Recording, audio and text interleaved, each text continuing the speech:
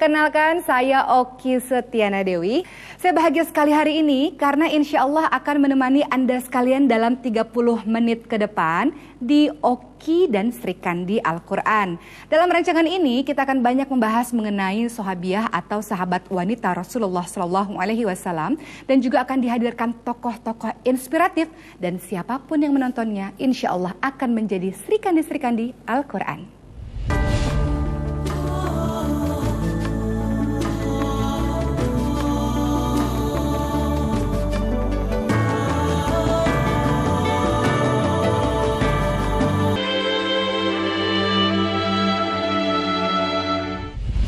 Sahabiah yang menjadi inspirasi bagi kita salah satunya adalah Khadijah binti Khuwailid radhiyallahu anha.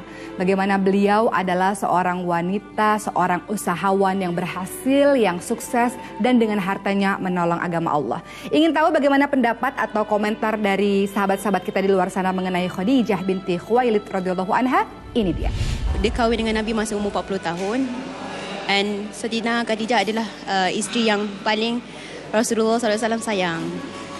Datina Khadijah from what semua tahulah dia merupakan isteri pertama Rasulullah SAW yang satu-satunya Rasulullah SAW ada bersama-sama sehingga akhir hayat. Jarang nak nampak macam wanita atau perempuan yang betul-betul berusaha yang menonjol dari segi perniagaan sebab kebanyakan dia adalah lelaki. Masa dia meninggal dulu kira Rasulullah tahun tu tahun yang sedih lah. Melahirkan 6 anak daripada Rasulullah, and then 3 lelaki 3 perempuan. Sayyidatina Khadijah wanita yang kental. Dia she's a leader sebab dia business woman and supportive. Rasulullah memang support Rasulullah, and then that's the role that yang patutnya ada pada isteri zaman sekarang.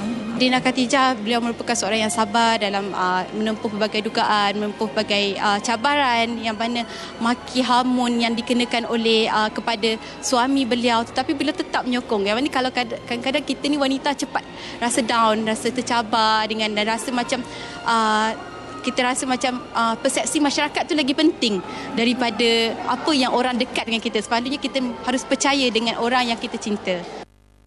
Khadijah binti Khuwailid radhiyallahu anha adalah seorang bangsawan Quraisy yang terpandang dan terhormat. Seorang wanita yang di zaman jahiliyah digelari dengan wanita yang suci. Beliau adalah seorang usahawan yang sukses, kaya raya, dan begitu banyak orang yang berlomba-lomba untuk menghitbahnya, namun Khadijah menolaknya. Perniagaan Khadijah dibawa sampai ke negeri Syam, dan Khadijah memiliki seorang pekerja bernama Maisarah. Maisarah pun ditemani oleh seorang pemuda bernama Muhammad yang digelari dengan Al-Amin karena sikapnya yang sangat terpercaya. Selama Maisarah berniaga dengan Muhammad, Maisarah menemukan hal-hal yang menakjubkan dari diri Muhammad. Setiap kali Muhammad berjalan, selalu ada awan-awan yang menaungi Muhammad, dan perniagaan itu membawa keuntungan yang sangat besar. Muhammad berusia 25 tahun ketika itu, dan Khadijah berusia 40 tahun. Allah takdirkan mereka berdua menikah. Keluarga mereka menjadi keluarga yang sakinah mawaddah warahmah. Dan Khadijah, seorang istri yang baik hati, senantiasa mendukung apa yang dilakukan oleh sang suami. Tiba-tiba ketika Muhammad sedang berada di Gua Hiro, seseorang datang dan mengatakan padanya, "Iqra bismi rabbikal ladzi khalaqa, khalaqal insana min 'alaqa, iqra wa rabbukal akram, alladzi 'allama bil qalam, 'allamal insana ma lam ya'lam." Sejak itu Muhammad resmi menjadi seorang Rasulullah SAW. Rasulullah SAW ketakutan berlari menuju ke rumahnya dan kemudian mengatakan kepada sang istri, selimuti saya. Rasulullah sangat ketakutan. Namun apa yang dilakukan oleh seorang Khadijah? Tenanglah wahai suamiku, Allah tidak akan menghinakan engkau. Engkau adalah orang yang senantiasa menyambung tali silaturahim. Engkau adalah orang yang suka membantu orang lain, suka memikul beban orang lain. Begitulah cara Khadijah menjadi qurrata a'yun, penyejuk mata, penyejuk hati bagi sang suami. Kemudian perjalanan semakin berat karena Rasulullah SAW mulai berdakwah. Orang-orang kafir Quraisy mengatakan bahwa Muhammad adalah penyihir, bahwa ia adalah orang gila. Namun Rasul mendapatkan ketentraman, ketenangan ketika kembali ke rumah dan bertemu dengan Khadijah. Penderitaan belum selesai karena orang-orang kafir Quraisy kemudian memboikot orang-orang Muslim selama 3 tahun. Mereka sangat menderita. Satu persatu orang-orang jatuh sakit, termasuk Abu Thalib, paman Rasulullah SAW, yang kemudian wafat meninggal dunia dan disusul oleh sang istri Khadijah binti Khuwailid radhiyallahu anha. Rasulullah sangat terpukul. Rasulullah sangat bersedih. Tiada lagi yang bisa menenteramkan hatinya ketika kembali ke rumah, ketika perjuangan yang begitu berat yang dilakukan oleh Rasulullah selama ini. Ketika Khadijah radhiyallahu anha sebelum wafatnya, beliau menyampaikan kepada sang suami, "Wahai suamiku, wahai Rasulullah, telah habis hartaku untuk kusumbangkan di jalan Allah. Kalau Allah memanggilku suatu hari nanti, maka tolong juallah, tukarlah tulang belulangku ini dengan dirham. Juallah dengan dinar agar ia bisa disumbangkan kepada jalan Allah Subhanahu wa taala." Itulah Khadijah binti Khuwailid yang sampai akhir hidupnya berpikir bagaimana dakwah ini sampai kepada orang-orang ketika itu. Khadijah binti Khuwailid adalah seorang penghulu syurga. Khadijah binti Khuwailid adalah seseorang yang mendapatkan salam dari Allah Subhanahu wa taala melalui malaikat Jibril dan akan dibuatkan rumah di syurga yang di sana tidak akan ada kesusahan dan kesedihan lagi. Khadijah binti Khuwailid adalah seorang wanita yang membenarkan Rasulullah di saat semua orang mendustakan, yang beriman kepada Rasulullah di saat semua mengingkari, yang memberikan anak-anak kepada Rasulullah dan mendermakan seluruh hartanya di jalan Allah. Mudah-mudahan kisah Khadijah binti Khuwailid menjadi inspirasi untuk kita semua. Kita berniaga dan kita serahkan harta kita di jalan Allah Subhanahu wa taala. Kembali lagi bersama saya Oki Setiana Dewi dalam Oki dan Sri Kandi Al-Quran. Hari ini sangat spesial karena saya akan berjumpa dengan usahawan wanita yang luar biasa dalam bidang perniagaan baju muslim. Butiknya juga sangat luar biasa dan beliau sangat terinspirasi dengan Khadijah binti Khuwailid radhiyallahu anha. Ingin tahu siapa dia? Jom ikut saya. Nama Haryati Hamzah bukan asing lagi untuk diperkenalkan kepada umum. Yat memulakan kerjanya sebagai pelakon dan personality TV pada tahun 2007. Selain itu, Yat aktif menjadi pragawati dalam bidang fashion. Pada tahun 2013 bermula satu perubahan baru dalam hidup beliau, di mana beliau mengambil keputusan untuk bertudung sepenuhnya. Beliau dijemput untuk berkongsi sedikit sebanyak pengalaman dan cabaran penghijrahan beliau menerusi forum-forum dan ceramah. Kini Yat memiliki rangkaian jenama sendiri dengan keluaran koleksi muslimah menepati syarak yang diberi nama Suci by Yat Hamzah. Rentetan dari episode penghijrahan beliau 4 tahun lepas, beliau berjinak-jinak melibatkan diri dengan menyertai misi kemanusiaan di Syria dan beberapa tempat lain bagi membantu memberikan sumbangan pada pelarian ini. Allah telah mengizinkan beliau untuk bertemu jodoh dengan Muhammad Zulfadli Khairuddin yang kini telah sah menjadi suaminya pada Februari 2016. Perkawinan kedua Yat ini diserikan dengan kelahiran cahaya mata kedua Yat diberi nama Suci Humairah Iklimah. Sama-sama kita saksikan dan hayati episode minggu ini bersama tetamu jemputan Yat Hamzah. Didoakan memperoleh kemanfaatan insyaAllah. Sahabat semua, alhamdulillah sekarang Oki sudah ditemani dengan seseorang yang selama ini hanya Oki dengar namanya saja. Tapi sekarang sudah berjumpa dengan ini dia, Yat Hamzah. Masya Allah. Assalamualaikum. Waalaikumsalam, apa kabar? Alhamdulillah. Alhamdulillah. Salah satu yang dikerjakan oleh Yat Hamzah adalah sebagai seorang businesswoman dengan memiliki butik yang insya Allah dapat menginspirasi semua orang untuk memakai baju yang menutup aurat dengan baik. Amin. Tapi sebelum Yat menjadi sekarang, tentu ada hijrah. Boleh tidak dibagikan kepada sahabat wanita semua yang ada di sini mengenai hijrah dari seorang Yat Hamzah? Bismillahirrahmanirrahim. Terima kasih Oki. Penghijrahan saya ini berlaku kerana pada saat itu saya memang sangat memerlukan penghijrahan. Kerana Allah sebut dalam Al-Quran surah Ar-Ra'd, kalau tak silap saya, Allah tidak akan mengubah nasib satu kaum sehinggalah kita mengubah nasib kita sendiri. Kerana pada ketika itu saya rasa kehidupan saya walaupun nampak seperti sempurna sebagai seorang artis kan, tapi sebenarnya dalam hatinya enggak ada apa. Macam memang rasa hampa. Ada kosong. Rasa. Maka saya buat keputusan untuk berubah.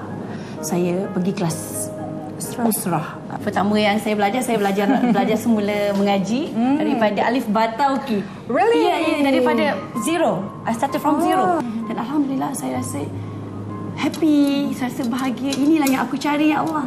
Aku rasa dekat dengan Kau, ya Allah. Terima kasih. Baru saya rasa macam sikit-sikit dekat dengan Allah. Jadi bila saya pergi usrah dalam 4 bulan, baru saya dapat kekuatan untuk saya berhijab. Yang menarik dari ucapan Iyad tadi adalah begitu banyak pembelajaran-pembelajaran dari Al-Quran yang diamalkan oleh Iyad sendiri. Pertama adalah innallaha la yughayyiru ma biqaumin hatta yughayyiru ma bi anfusihim. Bahwa Iyad menyadari kita tidak akan pernah bisa mengubah diri kita sendiri kecuali memang diri kita sendirilah. Tak ada siapapun yang bisa mengubah. Ya, kemudian yang kedua, Iyad mengingatkan kepada kita untuk senantiasa iqra bismi rabbikal ladzi khalaq, bahwa agama kita mengajarkan untuk senantiasa belajar betul-betul. Dan hijrah berikutnya adalah dengan menggunakan tudung. Bagaimana Allah ingatkan pada kita bahwa dalam surah Al-Adzab ayat 59, a'udzubillahi minasyaitonirrajim, ya ayuhan nabi qul li azwajika wa nisa'il mu'minin yudnina 'alaihinna min jalabibihinna dzalika adna ayyurafna fala yu'dzain. Bahwa memang kita ini menggunakan tudung supaya kita mudah dikenal sehingga tak diganggu. Masya Allah.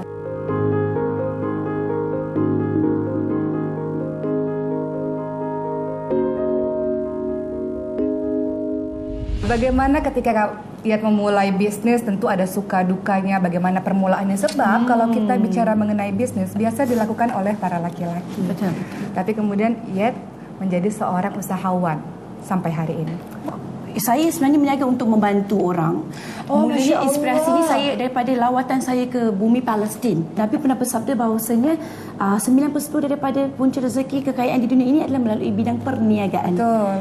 Saya tahu cabaran. Saya dapat hadiah daripada Ismail Haniyah, iaitu Perdana Menteri Palestin pada ketika itu. Diberikan saya satu bendera Palestin. Allah berikan saya ilham untuk dibuat satu shawl ataupun tudung yang berkonsepkan, yang bermotifkan bendera Palestin. Sekarang ni butik dah makin orang ramai tahu. Ada tak perasaan lebih tinggi daripada suami atau macam mana? Atau ada tantangan atau cabaran-cabaran lain tak ya? Cabarannya sudah tentu banyak. Tapi bila menyebut tentang rasa riak, kita tahu ya, sebesar zarah rasa riak, ujub dalam hati, dalam kalbu, tidak akan masuk ke syurga. Nabi dah sebut. Jadi kita sentiasa perbaharui niat kita. Setiap hari kita istighfar supaya bisikan-bisikan itu istighfar itu sangat efektif.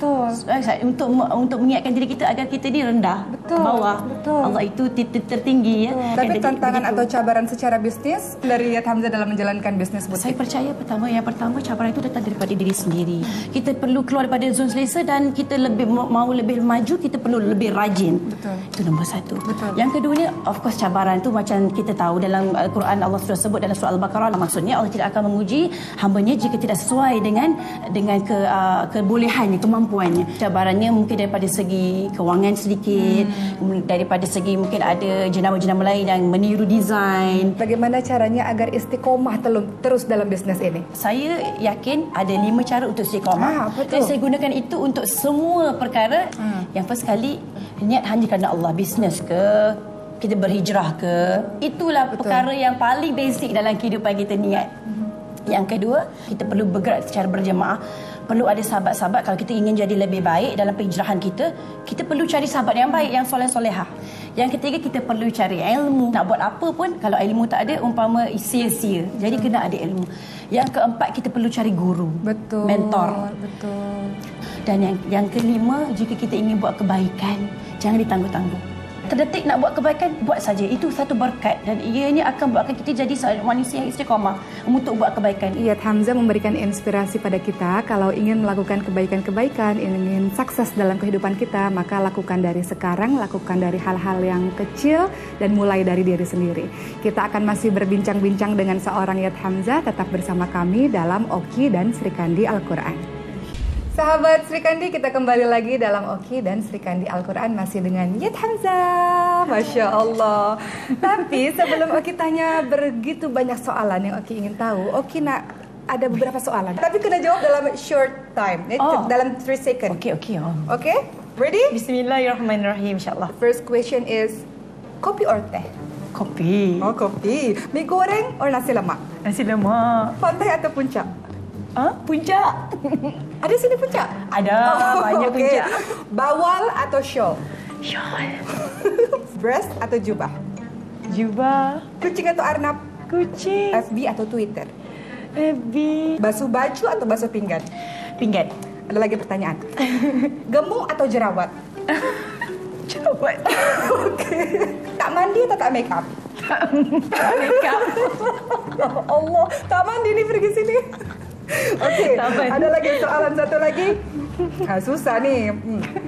Ibu rumah tangga atau wanita karir? Wanita karir atau rumah tangga? Ibu rumah tangga, of course. Ibu rumah tangga. Of course. Last question, suami atau anak? Allahu Akbar. Dua-dua. Suami. Suami, sebab apa? Anak dia ada ni. Ini syurga. Suami syurga, sebab Iya. suami dapat anak. Okeylah, terima. Dah banyak soalan tadi bersama dengan Yat Hamzah. Sekarang balik lagi dengan pertanyaan atau soalan-soalan mengenai bisnis karena kita ingin belajar dari Yat Hamzah. insyaAllah. Apa yang Yat lakukan? Konsep-konsep apa saja dalam bisnis ini? Saya menggunakan pendekatan yang sangat mudah. Bila kita sudah ada customer ataupun pengikut Kena ataupun jaga. ya Sebablah ada usrah. Ya, masya-Allah. Saya ajak mereka untuk menjadi sebahagian daripada keluarga. Mereka customer, pembeli ataupun customer lah, mereka adalah keluarga juga. Pelanggan itu sebagai rahmat, tetamu. Betul. Butik itu satu rumah. Seharusnya sebagai seorang Muslim kita diwajibkan untuk melayani tetamu kita dengan sebaik dan memuliakan tetamu. Itu yang kami lakukan. Jadi konsepnya sangat santai dan juga sangat friendly Dan antara ini kami bukan dan hanya juga sekedar customer. bisnis saja, tapi juga adalah menambah kawan, menambah sahabat, silaturahim. menambah keluarga. InsyaAllah. Itu konsepnya mudah saja. Dalam menjalankan bisnis juga pasti ada juga problem-problem dalam pekerja misalnya. Bagaimana cara handle? Pada saya, jika kita ingin memimpin mereka, jadikan contoh Nabi. Kalau ada pekerja buat salah, ya panggil dia kah? Nak cakap macam mana? Saya tidak pernah macam tak saya boleh tidak kerja pernah sini. walaupun saya garang, tak pernah marah pekerja di depan semua. Saya akan kita adakan satu meeting setiap minggu pada hari Rabu. Pada waktu itu kita akan berbincang apa masalah. Jika ada komplain, aduan daripada customer, daripada orang lain, saya akan jumpa secara direct. Masya Allah. Dengan itu diajar oleh Nabi. Imam Syafi'i rahimahullah mengatakan kalau kita menegur seseorang di depan orang lain, maka itu akan senantiasa mempermalukannya. Mengaibkannya, benar. Betul, tapi kalau kita nak cakap memang betul-betul macam ni, Dari betul, hati ke hati. nak ingin memperbaikinya. Benar. Okey, nak tanya, ya, sebab menjadi seorang ibu layan suami, menjadi seorang ibu mendidik anak, menjadi seorang istri layan suami, menjadi seorang usahawan kena fikir banyak. Macam mana nak manage semua tu, sebab tak mudah, susah. Dalam satu waktu kita kena fikir suami, kita kena fikir anak, kita kena fikir bisnes. Macam mana nak manage? Waktu 24 jam yang Allah berikan kepada kita sama je. Semua dapat 24 jam. Tak ada 24 jam setengah, ada 5 jam, tak ada. Terpulang pada kebijaksanaan kita untuk membahagi-bahagikan dan juga menguruskan masa. Sebab itu kita perlu ilmu. Untuk menguruskan masa pun ada ilmu juga. Betul. So saya ada saya punya task ataupun saya ada saya punya timetable harian.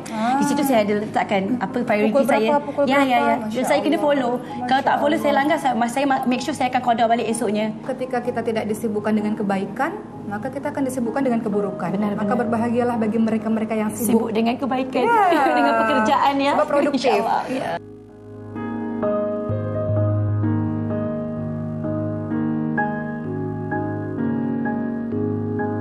Last Amin, question untuk amin. Yat Hamzah. Pesan untuk seluruh Sri Kandi yang nak berbisnis dan pesan agar mereka tak kosong, tak hampa dalam hidup mereka. Allahumma salli Muhammad. Pada saya, kita nak lakukan bisnes, itu satu sunnah. Alhamdulillah, kalau pilih bidang perniagaan, itu satu rahmat. Terima kasih Allah kerana gerakkan hati kita untuk memilih. Yang kedua, lengkapkan diri dengan ilmu. Al-Quran jangan tinggal. Jadikanlah Al-Quran itu sahabat rapat kita, sentiasa bawa Al-Quran. Kerana apa saja yang kita perlukan ilmu dalam bisnes sebenarnya ada dalam Al-Quran. Ya? Yang bahasa kata-kata ilmu tu perlu kita cari, bukan kita tunggu saja. Kita perlu ada networking dengan orang-orang yang arif dalam bidang bisnes agar kita tidak ketinggalan dalam bidang bisnes. Yang keempat, jangan cepat putus asa. Dalam bidang perniagaan, cabaran ini sangat besar. Betul. Lagi besar cabaran, maknanya Allah nak berikan kita sesuatu yang besar. Teruskan dengan apa cara sekalipun. Sebab tu kena ada ilmu untuk bantu kita untuk teruskan. Dan perlu sabar. Sabar banyak-banyak. Betul. itulah sokongannya untuk kita sabar. Keluarga kita, suami kita, anak-anak kita, ibu bapa kita, Allah. Budak putus asa dan tak sabar, tak layak dalam bidang bisnes. kena sabar. Dan yang seterusnya, perlu berani. Tak boleh malu. Itulah antara yang saya praktiskan dan apa yang saya boleh kongsikan untuk pedoman dan juga nasihat tips kepada mereka yang bergelar muslimah kalau ingin terjun dalam bidang perniagaan, kerana percayalah bidang perniagaan bukan satu bidang yang mudah, ia amat susah. Ya, Masya Allah. Terima kasih hari ini Oki dapat pembelajaran yang banyak sekali. Oki yakin kawan-kawan sahabat semua di rumah pun termotivasi. Amin, menjadi seorang usahawan juga. Menjadi wajadah yang bersungguh-sungguh, insya Allah mudah-mudahan akan berhasil. Ia terus mengingatkan kepada kita untuk senantiasa menjadi orang yang berilmu. Kalau ingin menjadi seorang istri harus ada ilmu. Kalau ingin menjadi seorang ibu harus ada ilmu. Kalau ingin menjadi usahawan harus ada ilmu. Benar. Yarfa'illahul ladzina amanu minkum waladina utul ilma darajat. Kita beriman, kita berilmu, insya Allah Allah akan tinggikan derajat kita beberapa derajat. Terima kasih untuk hari ini. Oki dapat pembelajaran. Semoga Iyat sukses selalu dalam bisnisnya. Doakan Oki. Amin ya rabbal alamin. Sama-sama berdoakan, insyaallah. Semuanya di sini insyaallah punya semangat untuk jadi usahawan. Amin. Terima kasih Iyat. Untuk kawan-kawan semua, alhamdulillah hari ini luar biasa, kita dapat inspirasi, kita dapat hikmah. Oki berharap semoga yang menonton rancangan ini mendapatkan manfaat yang luar biasa. Insyaallah kita akan jumpa di rancangan-rancangan berikutnya. Oki mohon maaf lahir batin kalau ada kata-kata yang mungkin salah, yang mungkin silap, yang mungkin menyakiti. Kita jumpa lagi insyaallah. Tetap bersama Oki dan Sri Kandi Al-Quran. Assalamualaikum.